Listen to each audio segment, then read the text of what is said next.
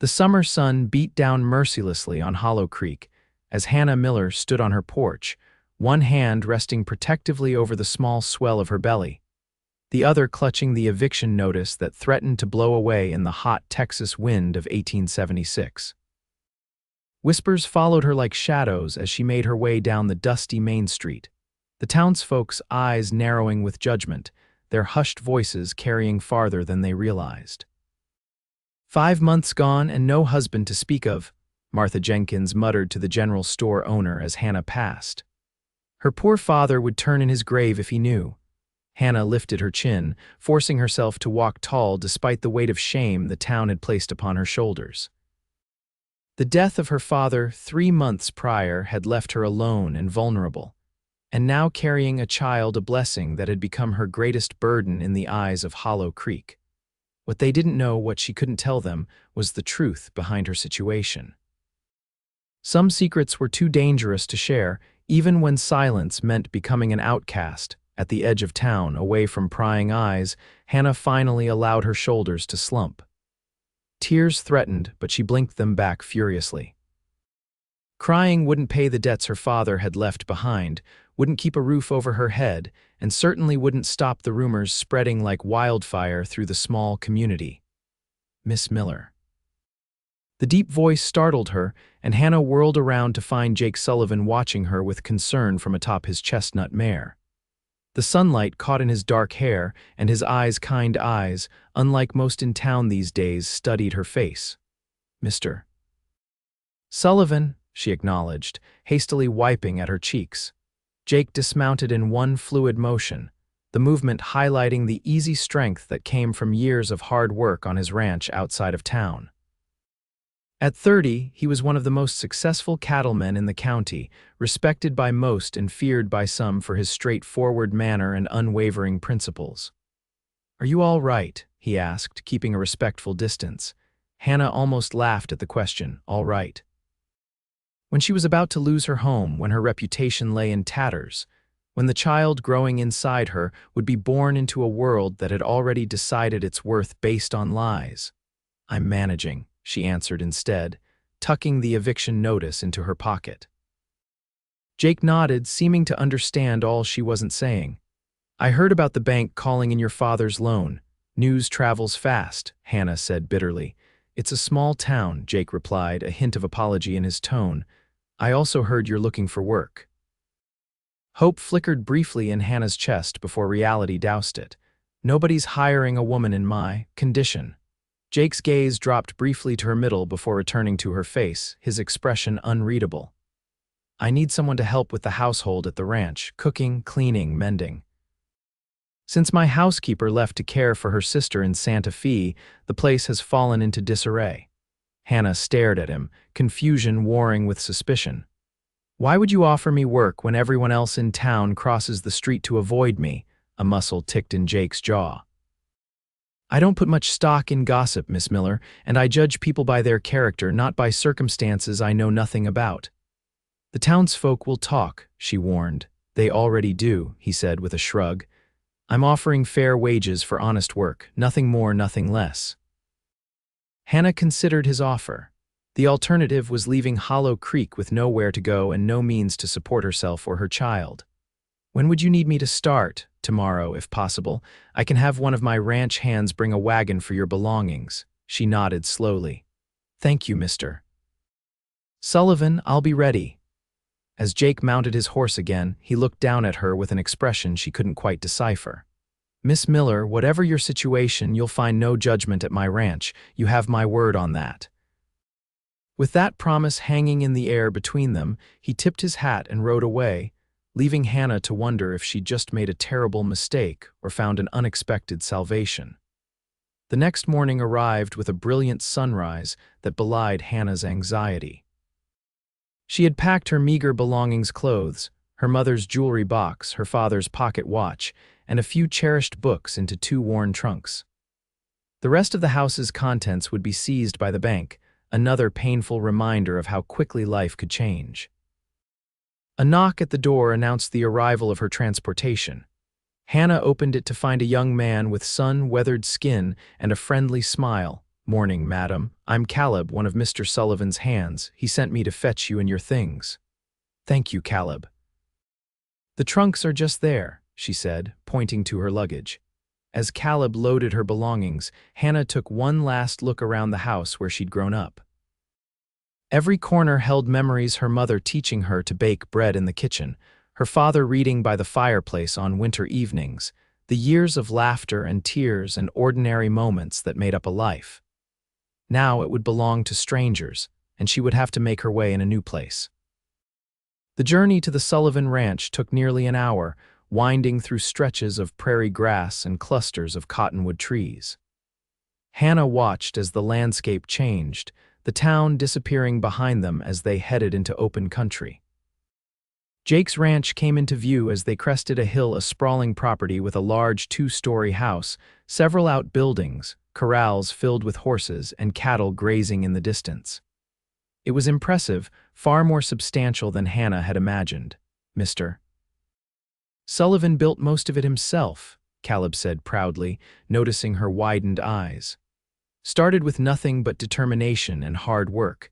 Now runs one of the finest cattle operations in the territory." The wagon pulled up to the house, and Hannah saw Jake emerge from the barn, wiping his hands on a cloth. He nodded a greeting as he approached. "Welcome to Willow Creek Ranch, Miss Miller," he said, helping her down from the wagon with strong, steady hands. "I hope the journey wasn't too taxing." "Not at all," Hannah assured him, though in truth, her back ached and the morning sickness that still plagued her had made the bumpy ride uncomfortable. Jake seemed to see through her polite response. "You should rest before you start. Caleb will show you to your quarters and you can begin tomorrow if you'd prefer." "That's not necessary," Hannah protested. "I'm perfectly capable of working today." Jake studied her for a moment, then nodded. "As you wish, but don't overexert yourself." Caleb carried her trunks into the house, and Hannah followed, stepping into a spacious entryway that opened to a large living area. The house was well built but showed signs of neglect: dust on the furniture, dishes piled in the kitchen, floors in need of sweeping. "Your room is upstairs, first door on the right," Jake explained. "Mine is at the opposite end of the hall. There are 4 bedrooms total, though only 2 are in use now." "It's a lot of house for one person," Hannah observed. A shadow passed over Jake's face. "I built it with a family in mind." Life had other plans. Before Hannah could respond to this unexpected glimpse into his past, Jake continued, "The kitchen is fully stocked. Meals are simple: breakfast at sunrise, dinner at noon, supper at dusk. Between those times, I'll be working with the cattle or horses. If you need anything, one of the hands is usually around the property." "I understand," Hannah said, already mentally cataloging the tasks that needed attention. "One more thing," Jake added, his voice taking on a more serious tone. "My ranch hands know better than to disrespect any woman under my roof. You won't face the same difficulties here that you did in town." Hannah felt a rush of gratitude mixed with wariness. "Thank you, Mr. Sullivan." "Jake," he corrected. "If we're to share a roof, formalities seem unnecessary." "Jake," she repeated, the name feeling strange on her tongue. "And I'm Hannah." He nodded, a brief smile softening his features before he returned to his typical reserve. "I'll leave you to settle in. Work calls." Hannah spent the remainder of the day cleaning the kitchen and preparing a hearty stew for supper. By the time Jake and his ranch hands returned from their day's work, the kitchen gleamed, the table was set, and the aroma of beef, vegetables, and fresh bread filled the house. The meal was eaten mostly in silence, the men too hungry and tired for conversation. Hannah observed Jake surreptitiously as he ate, noting how the other men looked to him with respect. He carried himself with quiet authority, speaking little but missing nothing. After the ranch hands departed for their bunkhouse, Hannah began clearing the table. Jake remained seated, watching her movements. "The meal was excellent," he said. "It's been a long time since this house had proper cooking." "Thank you," Hannah replied, pleased despite herself. "Tomorrow I'll tackle the living area and begin on the mending I saw piled in the corner." Jake leaned back in his chair. "You don't need to do everything at once. This arrangement is meant to benefit us both. You need work and I need help, but not at the expense of your health or your condition." Hannah stiffened, My condition doesn't make me an invalid. I never suggested it did, Jake countered calmly, but I've seen how hard you worked today, barely stopping to rest. The house has been neglected for months, it won't be fixed in a day. Hannah sighed, her defenses lowering slightly. I'm not used to being idle, and I want to earn my keep. You will, Jake assured her, but pace yourself. As they sat in the quiet kitchen, the oil lamp casting warm shadows across the table between them, Hannah felt an unexpected sense of peace. For the first time in months, she wasn't being judged or whispered about. In this house, miles from the cruelty of Hollow Creek, she could breathe. May I ask you something? Jake said, breaking the silence. Hannah tensed again, bracing herself for the inevitable questions about her pregnancy, about the father, about all the things the town speculated on with such relish. Instead, Jake asked, "Do you play chess? There's a set in the study gathering dust, and evenings get long out here." The unexpected question startled a laugh from Hannah. "Yes, actually, my father taught me years ago. Then perhaps we might have a game some evening," Jake suggested, "when the work is done." "I'd like that," Hannah replied, surprised to find she meant it. As weeks passed, Hannah settled into life at Willow Creek Ranch. The house gradually transformed under her care, dust vanished from forgotten corners, windows sparkled in the sunlight, and the wooden floors regained their warm glow.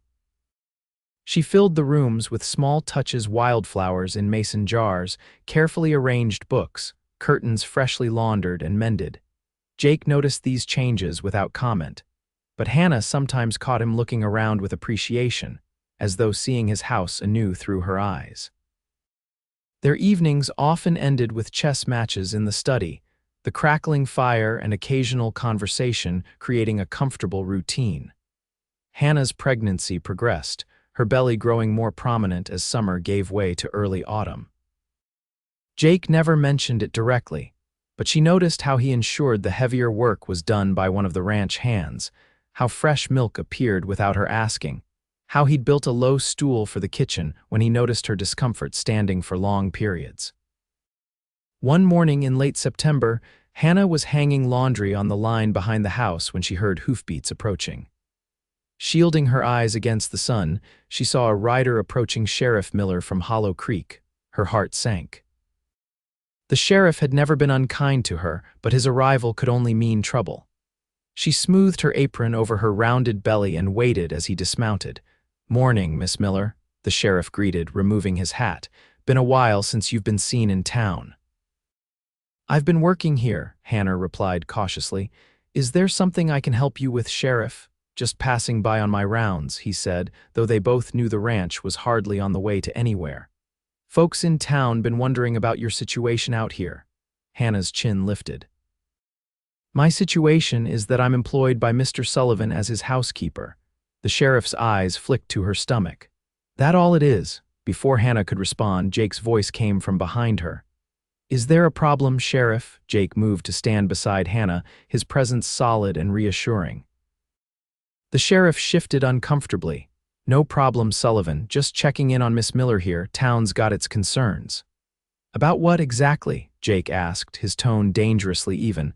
"Well, unmarried woman living alone with a bachelor in her condition." The sheriff trailed off meaningfully. Jake's expression hardened. "Miss Miller is employed by me in a respectable position. She has her own quarters, and there are half a dozen ranch hands who can attest to the propriety of this arrangement. Now, unless you're here on official business, I suggest you leave my property." The sheriff replaced his hat, clearly recognizing he'd overstepped. "No offense meant, Sullivan, just doing my duty." After the sheriff rode away, Hannah turned to Jake, her cheeks burning with humiliation. "I'm sorry, I never meant to bring scandal to your doorstep." Jake's jaw was tight with anger but not directed at her. "You have nothing to apologize for. This town thrives on gossip and judgment when they should mind their own affairs."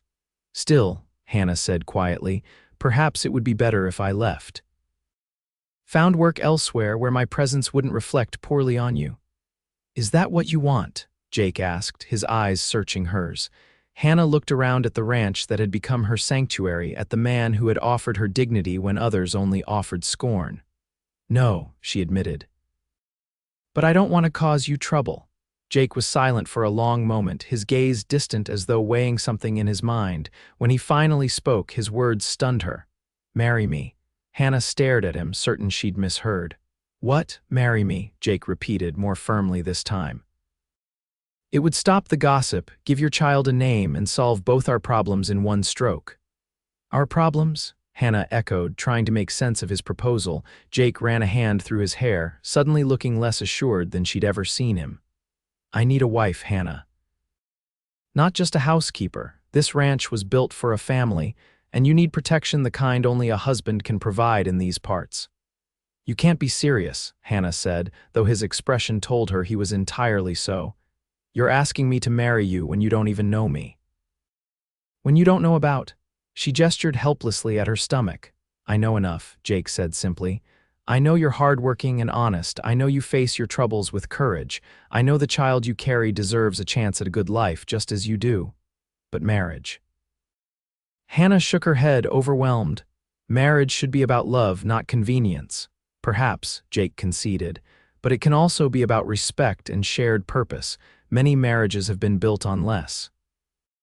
Hannah searched his face, looking for signs of pity or ulterior motives, but found only sincerity and something else, a loneliness that mirrored her own. "You don't have to answer now," Jake told her. "Think on it. The offer stands, whatever you decide." That night, Hannah lay awake in her bed, Jake's proposal turning over and over in her mind. Marriage to a man she barely knew, a man who would be taking on another man's child as his own. It seemed both impossibly generous and utterly reckless. Yet as she considered her alternatives, leaving the ranch for an uncertain future, returning to a town that had already condemned her, bringing her child into the world without protection or stability, Jake's offer began to look less like charity and more like salvation. By morning, Hannah had made her decision. She found Jake in the barn, checking a horse's injured leg. "Yes," she said simply when he looked up. Jake straightened, his expression careful. "Yes, I'll marry you," Hannah clarified, "but I need you to understand something first." Jake waited, giving her the space to continue. Hannah took a deep breath. "This child I'm carrying, there are things about the situation you don't know, things that might change your mind." "Tell me then," Jake said, his voice gentle but firm. Hannah closed her eyes briefly, gathering courage. The child's father was a man passing through town. He worked for the railroad company, staying at the boarding house where I helped out after my father fell ill. She paused, the memories painful. He was charming, attentive, said all the right things. I was naive enough to believe him when he spoke of marriage and a future together. Jake's expression remained neutral, allowing her to continue without judgment. When I told him about the baby, Hannah's voice faltered. He laughed, said he had a wife in St. Louis, that I was a fool to think he'd meant any of it. Then he left on the next train, and a week later my father died. Hannah forced herself to meet Jake's gaze. "So now you know, I'm not some innocent victim. I made a choice, a foolish one, and I'm paying the price. If that changes things for you, I understand." Jake was quiet for a long moment, his blue eyes thoughtful. "You're not the first person to be deceived by someone you trusted, Hannah, and trust isn't foolishness, it's courage." He stepped closer, his voice low and sincere. "My offer stands. I'll raise your child as my own, and no one will ever need to know different." Tears pricked at Hannah's eyes. "Why would you do this? You barely know me." "Sometimes," Jake said, "you don't need to know everything about a person to recognize their worth." They were married 3 days later by the traveling preacher who came through once a month. The ceremony was simple, just the two of them, with Caleb and the cook, Mrs. Perkins, serving as witnesses. Hannah wore her best dress, altered to accommodate her growing belly, and Jake wore a clean black suit that emphasized the breadth of his shoulders. The vows were traditional, promises to love and cherish until death parted them. As Hannah repeated the words, she wondered if such promises could be kept in a marriage built on practicality rather than passion. Jake's voice was steady as he spoke his vows, his eyes never leaving her face. When the preacher pronounced them husband and wife, Jake's kiss was brief and gentle, a seal on their arrangement rather than a lover's embrace. Yet Hannah felt a strange flutter in her chest at the contact, a warmth that lingered on her lips afterward. That night, after a small celebration with the ranch hands, Jake showed Hannah to the master bedroom, their bedroom now. An awkward silence fell between them as they stood in the large room with its heavy oak furniture and quilted bed.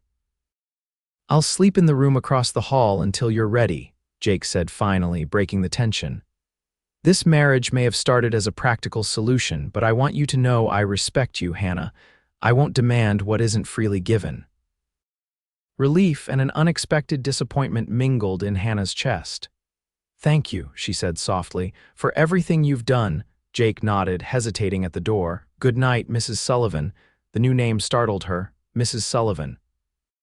She was a wife now, no longer the disgraced Hannah Miller but Hannah Sullivan, married to one of the most respected ranchers in the territory. The transformation felt both monumental and surreal. "Good night, Jake," she replied, watching as he closed the door behind him. Alone in the large bed that night, Hannah placed her hands on her rounded belly, feeling the baby move beneath her touch. "We have a chance now, little one," she whispered. "A chance at a real life, a home." News of their marriage spread quickly through Hollow Creek and the surrounding area. The reactions were mixed surprise, speculation, and no small amount of gossip about the hasty wedding and Hannah's obvious condition. Jake seemed unbothered by the talk. He went about his business with the same steady determination as always, introducing Hannah as my wife with a straightforward pride that dared anyone to comment further. For her part, Hannah threw herself into her role as ranch mistress, managing the household with increasing confidence. As the weeks passed, their marriage settled into a comfortable rhythm. They shared meals and conversation, discussed the running of the ranch, and continued their evening chess games.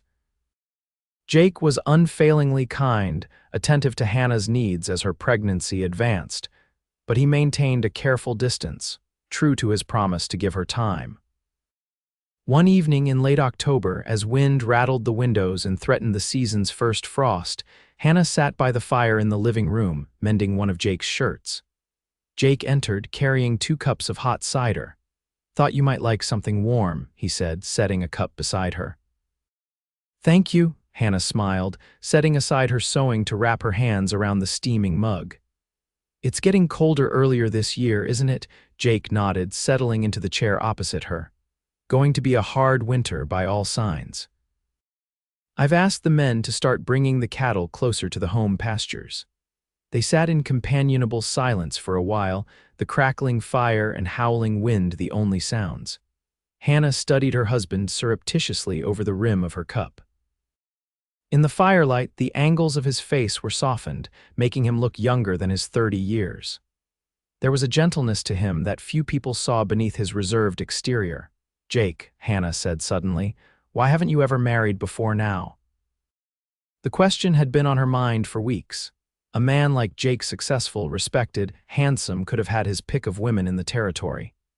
Yet he had remained single until marrying her in her compromised state. Jake looked surprised by the direct question, but he didn't evade it. "I was engaged once, about 5 years ago. Elizabeth was the daughter of a rancher over in Silverdale." Hannah hadn't expected this answer. "What happened?" Jake's expression grew distant. "Influenza took her, swept through the territory in 71.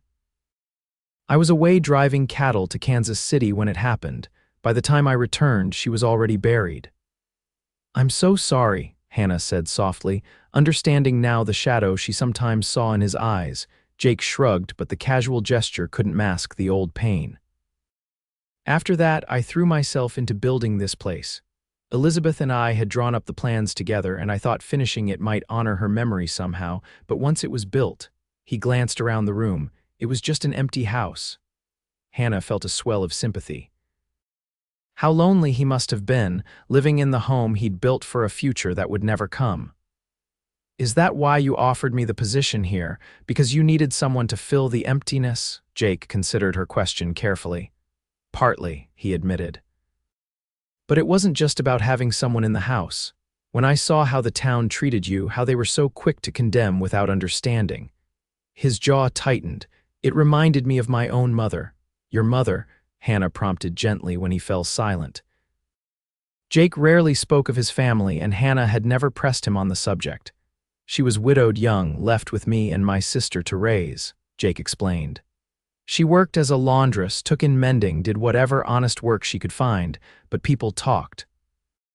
Said no decent woman would raise children without remarrying, that she must be taking money from men in other ways. His voice hardened.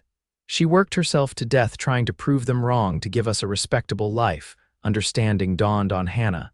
So when you saw me, I saw someone else being crushed by the weight of others' judgment, Jake finished, and I had the means to stop it, to offer a different path. Hannah was silent for a moment, absorbing this new understanding of the man she had married. His proposal hadn't been merely practical, it had been deeply personal, rooted in his own history and sense of justice. "Thank you for telling me," she said finally, "for helping me understand." Jake met her gaze across the firelit room. "We're married, Hannah. We may have come to it in an unusual way, but I believe husbands and wives should know each other's stories." Something shifted between them that night, a deepening of trust, a new layer of understanding. As Hannah lay in bed later, feeling the baby move restlessly within her, she realized that her feelings for Jake were evolving into something more complex than gratitude or respect. The following weeks brought the first serious snowfall of the season, blanketing the ranch in white and keeping everyone close to home. Hannah's pregnancy had advanced to its final stage, her movements slower, her body preparing for the birth that was now only weeks away. One afternoon, as Hannah was resting in the bedroom, a commotion outside drew her to the window. Through the swirling snow, she saw Jake and two ranch hands helping a rider dismount. The man appeared injured, barely able to stand as they supported him toward the house. Hannah hurried downstairs as quickly as her condition allowed, reaching the entryway just as they brought the stranger inside. "Frank took a bad fall about 3 miles out," Jake explained as they helped the man to a chair. His horse spooked at something in the snow. The injured ranch hand was pale with pain, his arm hanging at an unnatural angle. "Sorry for the trouble, madam," he managed through gritted teeth. "Nonsense," Hannah said, already moving to gather supplies. "Jake, we need to set that arm before the doctor can get here." "This weather, it could be days." Jake looked at her with surprise. "You know how to set bones?" Hannah nodded, rolling up her sleeves.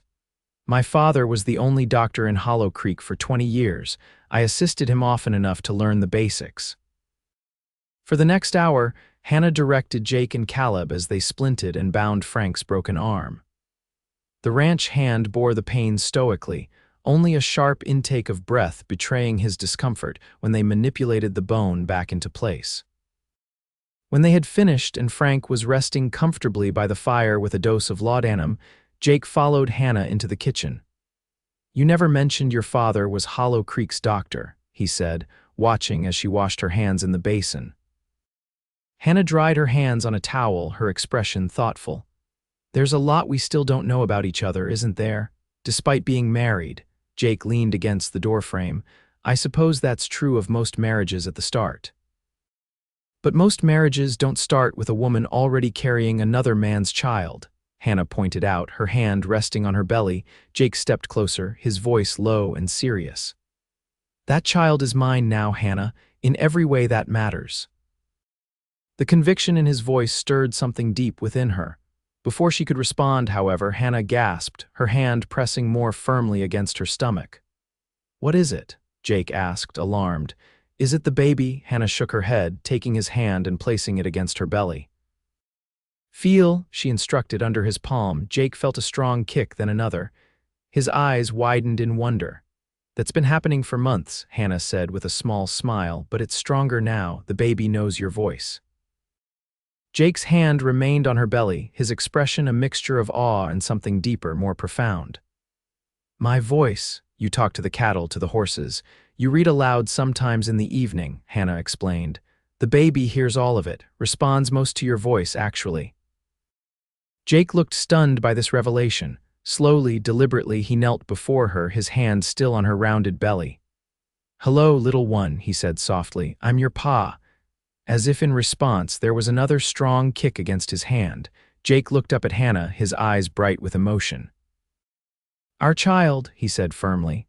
From this moment forward, this is our child, Hannah. Hannah couldn't stop the tears that spilled down her cheeks. She nodded, unable to speak past the lump in her throat. Jake stood and, after a moment's hesitation, gathered her gently into his arms.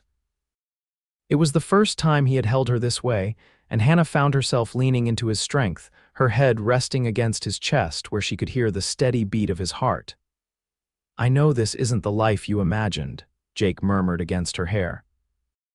But I promise you, I'll do everything in my power to make it a good one for you and our child.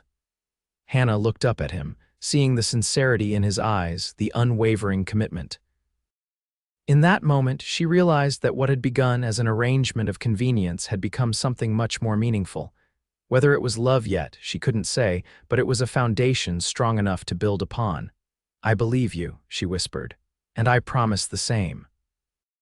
The snow continued for 3 days, isolating the ranch from the outside world.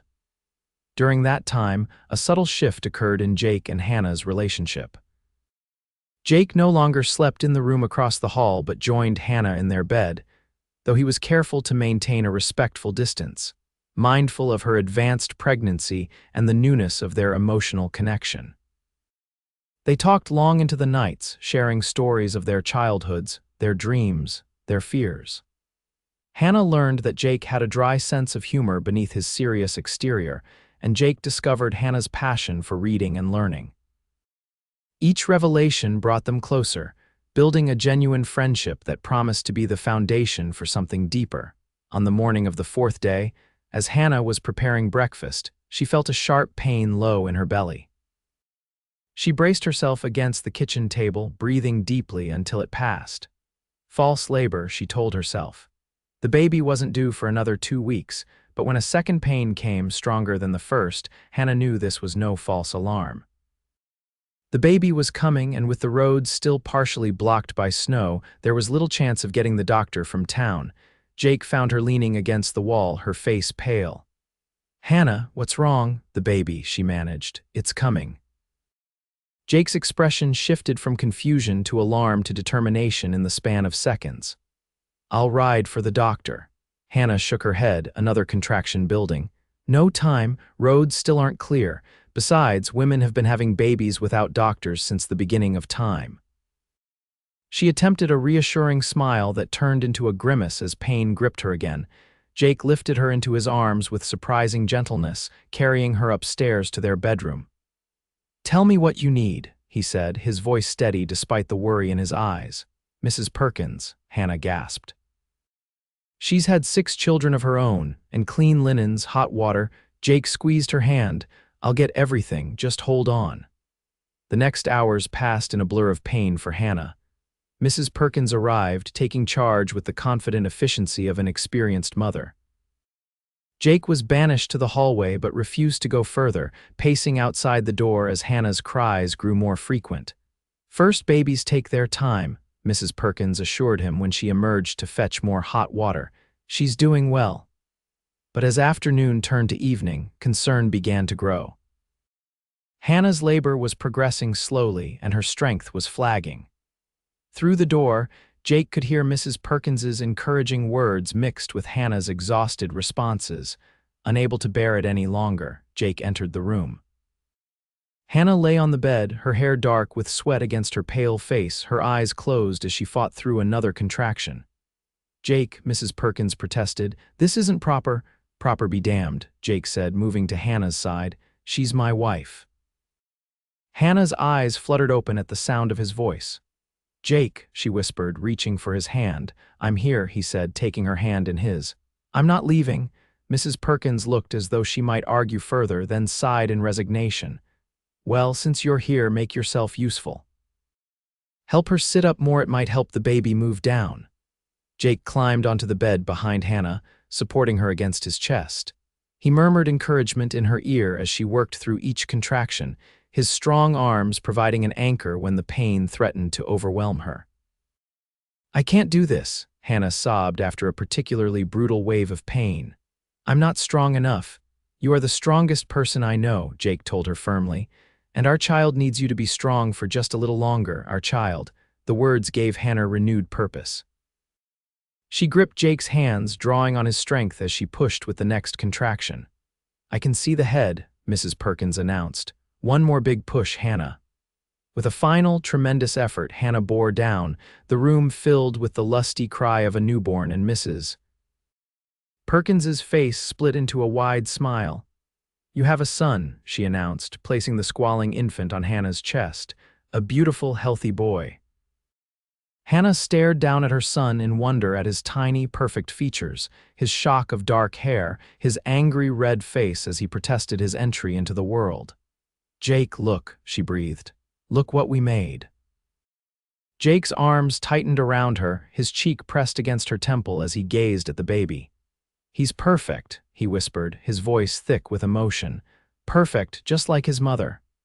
Mrs. Perkins busied herself with the afterbirth and cleaning up, giving the new family a moment of privacy. Hannah turned her head to look at Jake, finding his eyes filled with tears. "Thank you," she said softly, "for everything, for giving him a name, a home, a father." Jake touched the baby's tiny hand with a reverent finger. "Thank you for making me a father," he replied. "I never thought I'd have this chance." As Mrs. Perkins helped Hannah clean up and settle the baby to nurse for the first time, Jake went downstairs to inform the anxiously waiting ranch hands of the new arrival. "We have a son," he announced, his voice carrying a pride he made no attempt to disguise.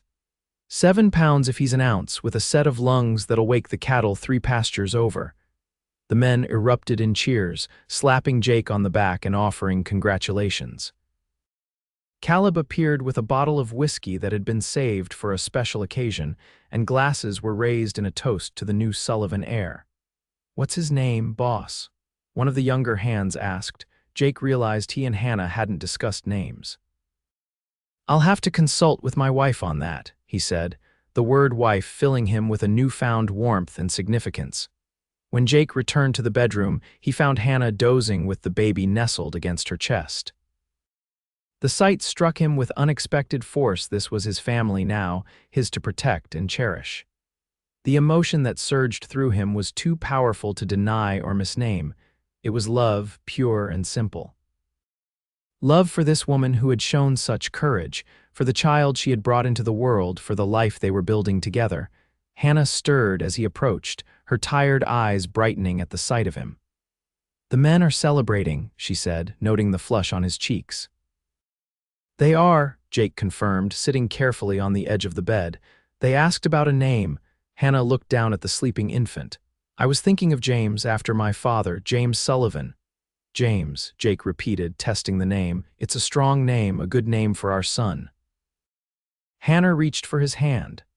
"Would you like to hold him?" With careful movements, Jake gathered the tiny bundle into his arms. James squirmed, his face scrunching in protest before settling back into sleep. Jake stared down at him in wonder at the life he and Hannah had been entrusted with. "I promise you," he whispered to the sleeping baby, "I will be the father you deserve. I will teach you to be a good man, to respect others, to work hard and stand by your word, and I will love you every day of your life." Hannah watched them, her heart so full it seemed impossible to contain all she was feeling. What had begun in shame and uncertainty had transformed into something beautiful beyond imagining. "Jake," she said softly. He looked up, his eyes still filled with emotion from his silent vow to their son. "I think I'm falling in love with you." The words hung in the air between them, a truth Hannah hadn't planned to speak but couldn't hold back any longer. Jake's expression shifted from surprise to a joy so pure it transformed his features. "Hannah," he said, his voice rough with emotion, "I believe I fell in love with you weeks ago. I just wasn't sure I had the right to say it." "You have every right," Hannah assured him. "You're my husband, the father of my son, the man who saw value in me when no one else did." Jake carefully placed James in the cradle beside the bed before returning to Hannah. This time, when he took her hand, there was nothing hesitant in his touch.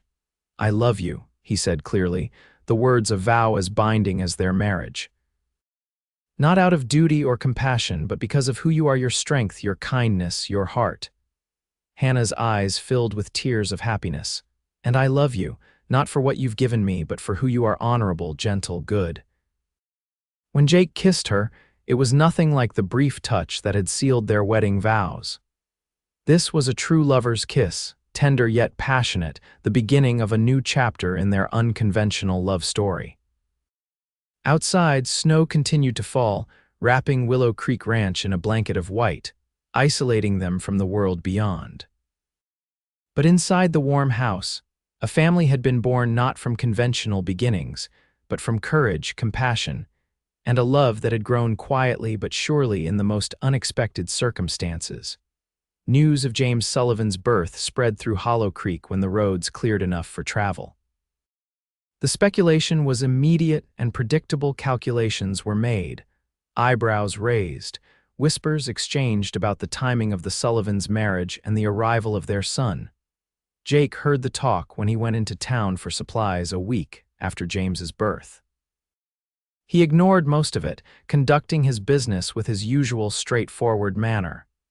But when Martha Jenkins made a pointed comment within his hearing about rushed weddings and early babies, Jake's patience reached its limit. "Mrs. Jenkins," he said, his voice carrying clearly through the general store, "my son was born exactly when he was meant to be born into a home with parents who love him and each other. I'd appreciate it if you'd extend the same courtesy to my family that I've always shown to yours." The store fell silent, the customers watching the confrontation with undisguised interest. Martha Jenkins flushed, unused to being directly challenged. "I meant no offense, Mr. Sullivan," she said stiffly. "I was merely remarking on matters that don't concern you," Jake finished for her. "My wife and son are my pride and joy, Mrs. Jenkins. Anyone who suggests otherwise will answer to me." With that, Jake paid for his purchases and left, the bell above the door jingling in the stunned silence he left behind. When he returned to the ranch, Jake found Hannah in the rocking chair by the window, nursing James while humming a soft lullaby. The sight still filled him with wonder, this little family that had come into his life so unexpectedly. "How was town?" Hannah asked, looking up with a smile that faltered when she saw his expression. "What happened?" Jake set down his purchases, coming to kneel beside the rocking chair. "Nothing important," he assured her, brushing a finger gently over James's downy head. "Just making sure people understand what matters to me." Hannah studied his face, reading the truth. "They were talking, weren't they, about James, about us?" Jake saw no point in lying. "Some were, I set them straight." Hannah sighed, her eyes dropping to their son. "It will follow him, won't it? The whispers, the speculation about when he was born, who his father really is." "No," Jake said firmly, "it won't, because there's no question who his father is. I am, in every way that counts." He covered her hand with his. "And anyone who says differently will find themselves unwelcome in Hollow Creek." Hannah knew it wouldn't be that simple. Gossip had a way of persisting, but Jake's fierce protection warmed her heart nonetheless. "I just don't want him to suffer for my mistakes." "The only mistake would be letting others define our family," Jake said. "James will grow up knowing he's loved, that he belongs, that he has a place in this world. The rest is just noise." As winter settled fully over the land, life at Willow Creek Ranch fell into a new rhythm centered around James. The baby thrived under the devoted care of his parents, growing stronger each day. Jake proved to be a natural father, as comfortable cradling his son in the evenings as he was working with the cattle during the day. Hannah watched her husband with their son, her heart full to bursting with love for them both. The marriage that had begun as a practical arrangement had blossomed into a deep and abiding love, built day by day through shared joys and challenges. One evening in February, as a blizzard howled outside, Hannah entered their bedroom to find Jake standing by the window, James sleeping peacefully against his shoulder. The sight of her strong, capable husband holding their son with such tenderness never failed to move her. He finally went down. Hannah asked softly, coming to stand beside them. Jake nodded, his cheek resting against James's dark hair. "Just needed a little walking. He's got your stubbornness." Hannah smiled, leaning into Jake's side, "and your determination." They stood together, watching the snow swirl in the darkness beyond the window, their small family warm and safe within the home they had built together.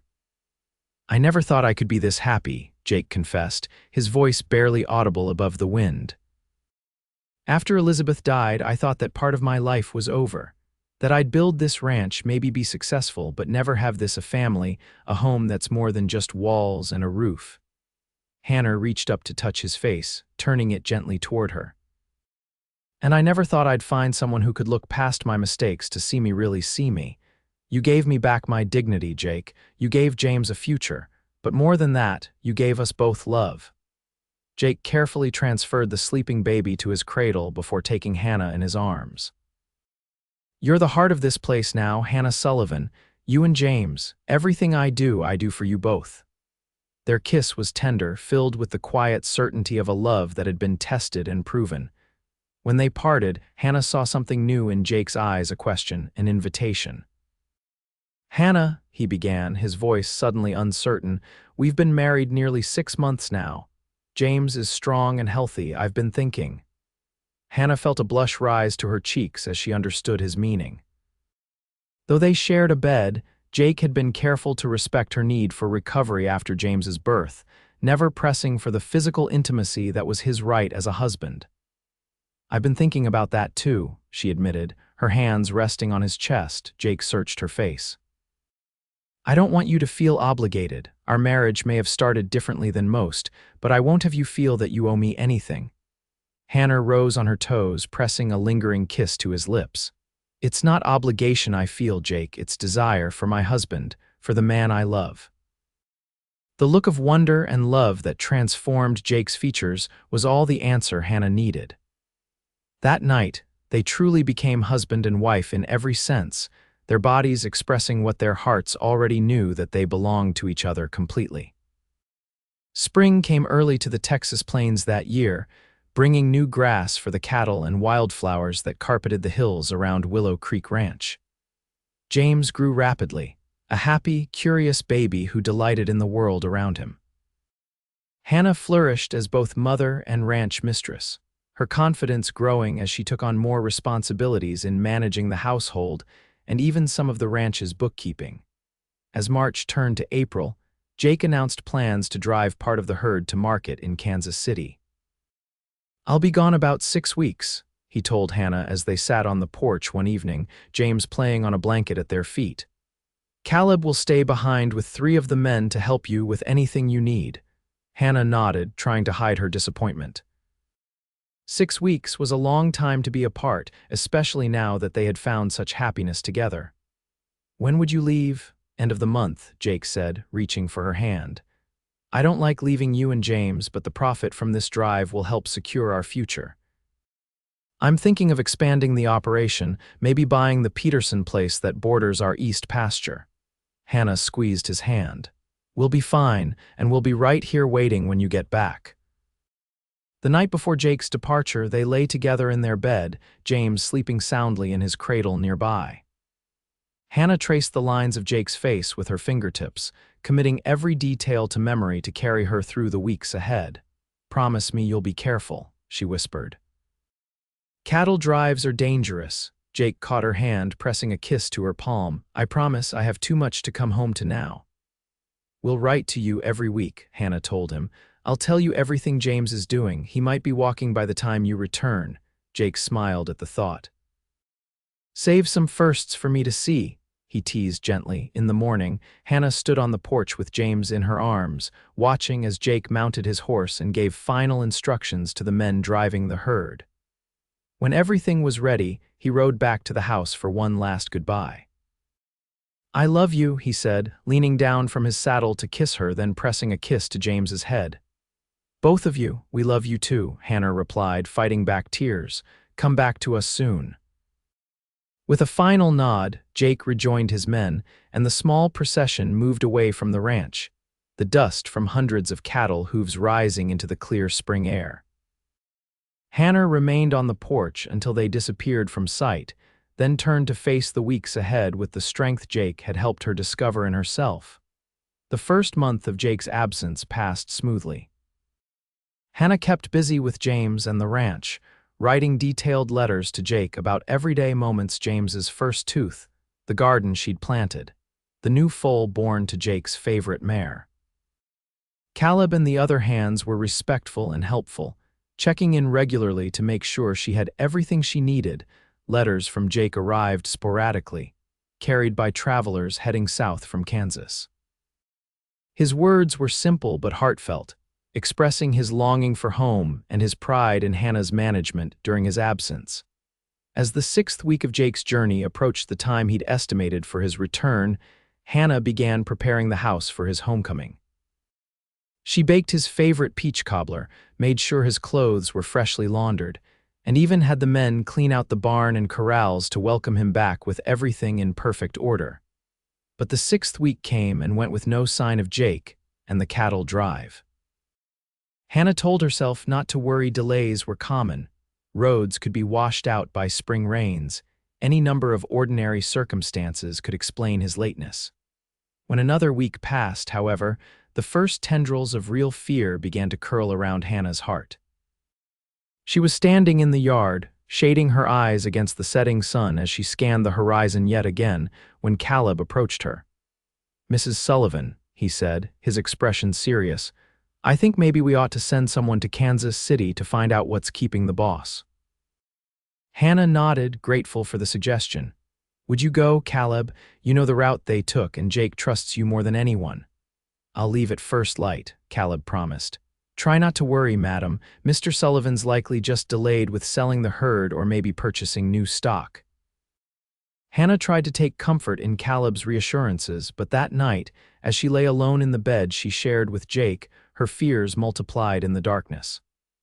Cattle drives were dangerous stampedes, river crossings, bandits, accidents. So many things could go wrong. "Come back to us," she whispered into the empty room. "Please, Jake, come back to us." 3 days after Caleb's departure, Hannah was hanging laundry in the yard when she heard the sound of approaching riders. Her heart leaped with hope as she dropped the sheet she was holding and hurried around the house, James propped on her hip. The hope died when she saw Caleb's grim expression. He was accompanied by a stranger, a well-dressed man who looked out of place on the Texas plains. "Mrs. Sullivan," Caleb said, dismounting quickly, "this is Mr. Howard from the First Bank of Kansas City." Hannah felt a chill that had nothing to do with the spring breeze. "Where is my husband?" she asked directly. Mr. Howard removed his hat, his expression solemn. "I'm afraid I have difficult news, Mrs. Sullivan.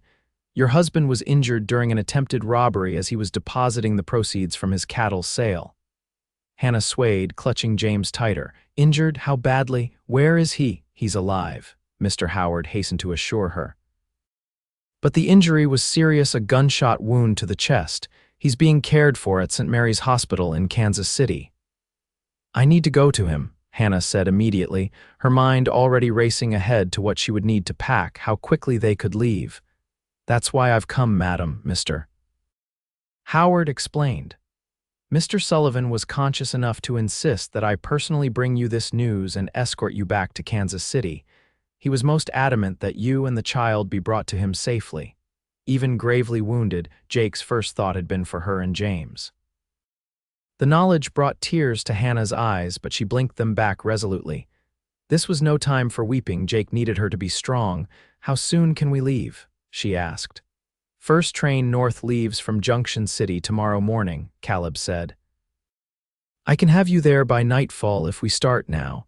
Hannah nodded, already turning toward the house. "Give me 1 hour to pack and make arrangements for the ranch." The journey to Kansas City was the longest of Hannah's life. The jolting wagon ride to Junction City, the crowded train with its smoke and noise, the unfamiliar cities flashing past the windows, all of it passed in a blur of anxiety as Hannah focused on keeping James comfortable and herself from succumbing to fear. Mr. Howard proved to be a considerate traveling companion, ensuring they had private accommodations on the train and seeing to their meals. He shared what details he knew of the robbery. A gang had targeted the bank on the day Jake was making his deposit, and Jake had been shot when he intervened to protect one of the tellers. "Your husband is something of a hero in Kansas City," Mr. Howard told her. "The papers called him the Texas rancher who stood his ground. He saved that young woman's life, no question." Hannah managed a small smile. That sounds like Jake. He never could stand by when someone needed help. 4 days after leaving Willow Creek Ranch, Hannah finally arrived at St. Mary's Hospital, James sleeping against her shoulder after the long journey. A stern-faced nun led them through quiet corridors to a private room at the end of a hall. "He's been asking for you," the nun said softly. "The doctor has given him laudanum for the pain, so he may be drowsy." Hannah paused outside the door, suddenly afraid of what she might find. How bad is it?" The nun's expression softened slightly. "He is in God's hands, Mrs. Sullivan, but he is strong and he has fought hard to stay alive for you and your child." Taking a deep breath, Hannah entered the room. Jake lay motionless on the narrow bed, his face pale against the white pillows, his normally robust frame appearing smaller somehow beneath the sheet. Bandages were visible at the edge of his nightshirt, and his breathing was shallow but steady. "Jake," Hannah whispered, moving to his bedside. His eyes opened slowly, clouded with pain and medication, but they cleared when they focused on her face. "Hannah," he breathed, his voice weak but unmistakably joyful. "You came." "Of course I came," she said, tears finally spilling over. "Did you think anything could keep me away?" Jake's gaze moved to James, still sleeping against her shoulder. "And our boy," he murmured. "You brought our boy." Hannah carefully placed James on the bed beside Jake, where the baby immediately curled against his father's side as if sensing, even in sleep, that this was where he belonged. Jake's hand came up weakly to rest on James's back, and the simple gesture broke Hannah's heart and mended it simultaneously. "The doctor," Hannah began, almost afraid to ask. "What does he say about your recovery?" Jake's eyes held her steadily. "The bullet missed my heart by an inch. Collapsed my lung, lost a lot of blood." He paused, gathering strength. "But I'll recover. Take time, weeks, maybe months, but I'll recover." Relief washed over Hannah so powerfully that she had to grip the edge of the bed to remain standing. "Then we'll stay until you're well enough to travel." "I've brought enough for an extended stay." Jake's hand found hers, his grip weaker than usual but still reassuringly present.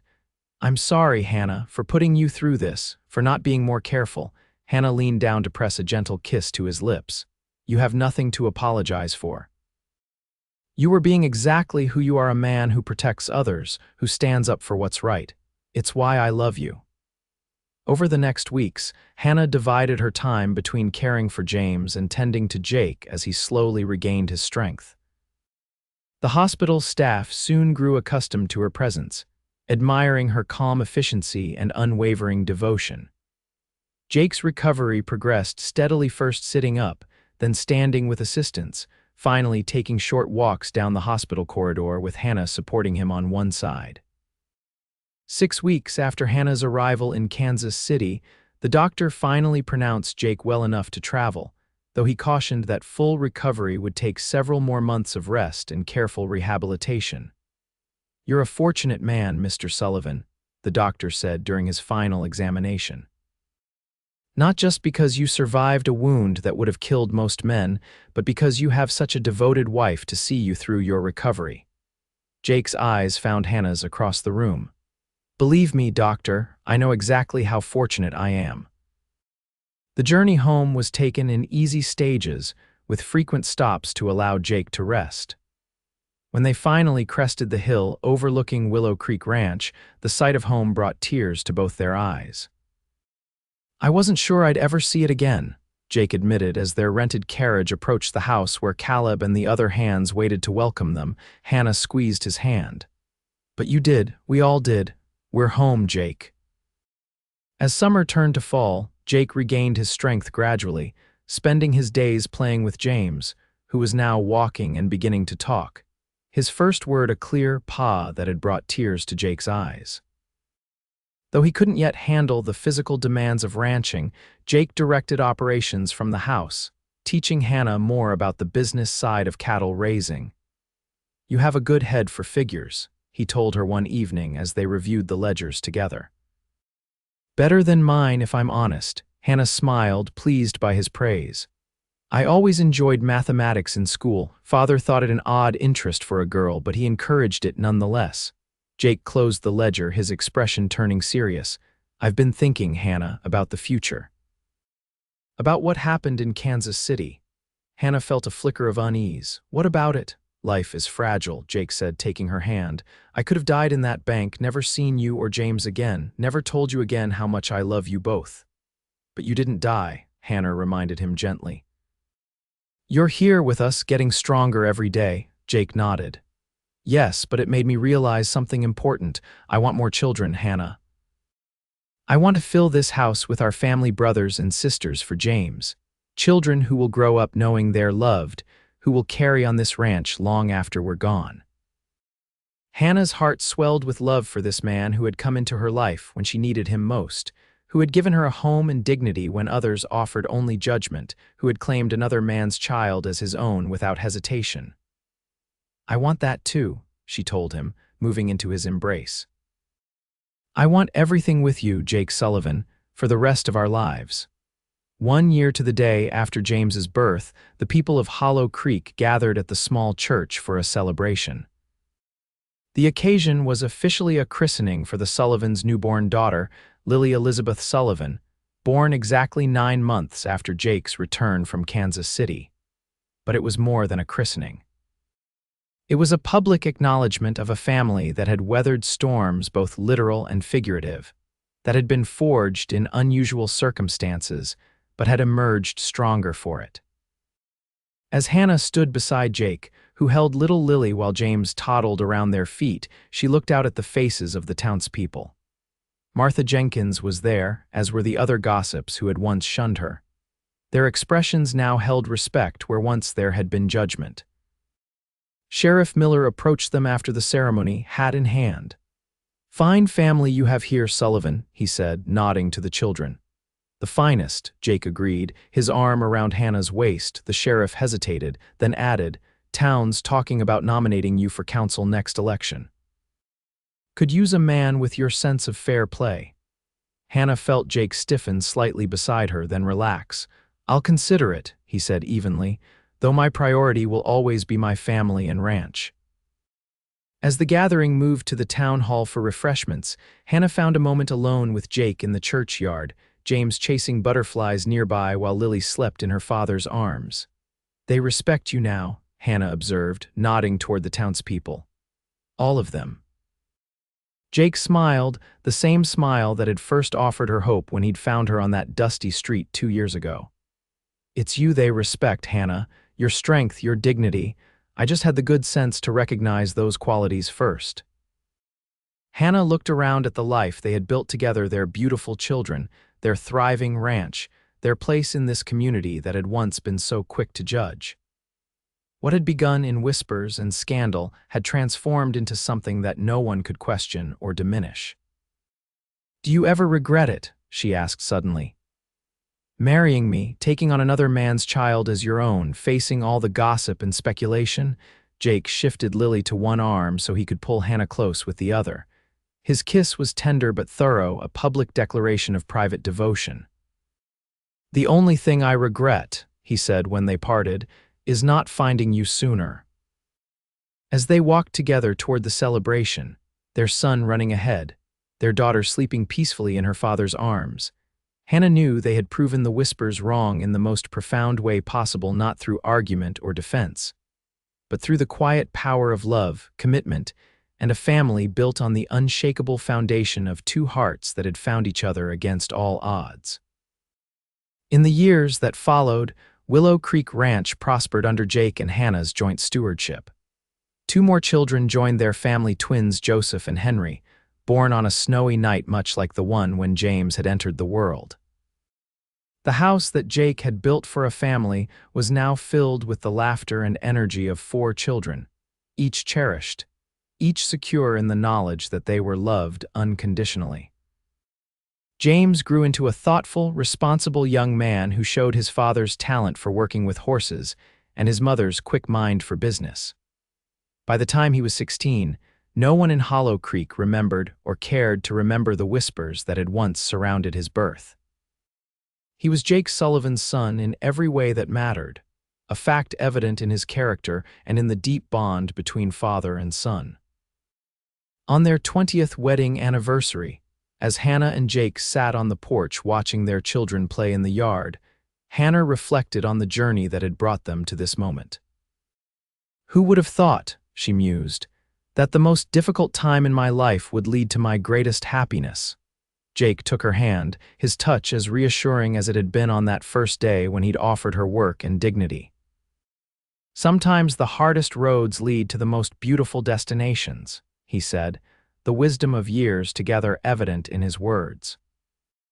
Hannah leaned her head against his shoulder, grateful beyond measure for the man who had seen past scandal to the woman beneath, who had offered not just his name but his heart, who had proven through years of devotion that love was stronger than judgment, that family was defined not by blood but by choice and commitment. "I love you, Jake Sullivan," she said simply, the words carrying the weight of their shared history, their present joy, and their future together. Jake's arm tightened around her and he pressed a kiss to her temple. "And I love you, Hannah Sullivan, now and always." As the sun set over Willow Creek Ranch, painting the sky in shades of gold and crimson, Hannah knew with absolute certainty that they had built something rare and precious, a love powerful enough to silence whispers, to overcome obstacles, to create a legacy that would endure long after they were gone. They had proven them all wrong, not with words but with the undeniable truth of a life well lived and a love well nurtured through all the seasons of their journey together.